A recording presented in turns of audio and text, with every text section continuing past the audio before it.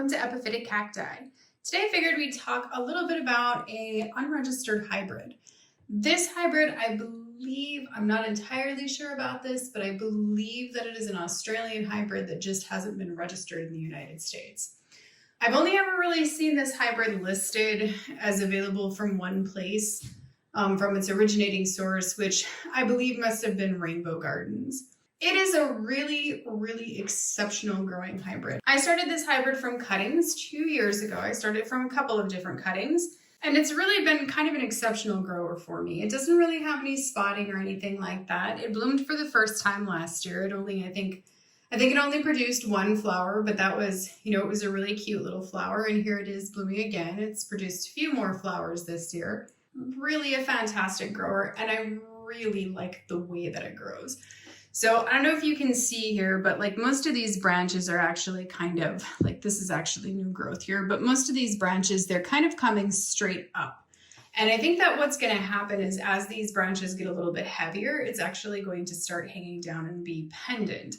But I really like how long these branches are getting. And sometimes the branches will get long because they're etiolated. But generally what that means is that the plant's not really getting enough light, so the branches will just kind of elongate and stretch. That's not really the case with this hybrid though. This hybrid just sort of naturally grows these really long branches this way. The thing that I really like about the flowers though isn't really the flower, it's actually the flower tube.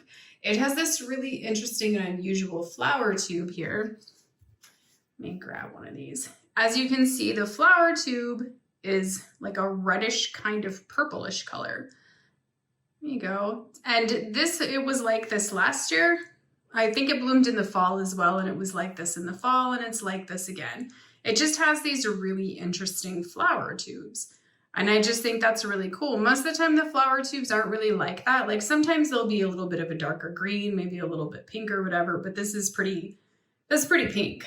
So I really think those flower tubes are really interesting. On the downside, I will say that the flowers on this hybrid have proven to usually only last for a single day.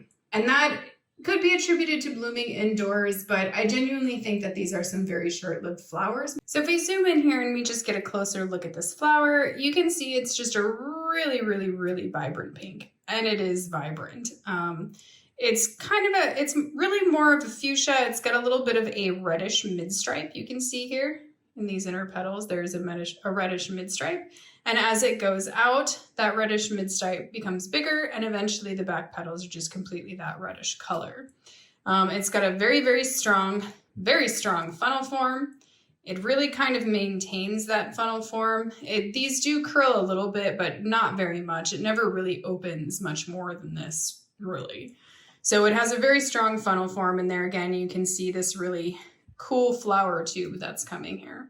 And you can see all the flower tubes are kind of like that. And the more light it gets, the darker those flower tubes will actually become. So there we go. There's a bud that's forming, and you can see that flower tube, it genuinely just kind of comes out that way, and then it just stays that way. I hope that you've enjoyed the unregistered hybrid Marie Joyce. Thank you for watching, and happy cacti growing.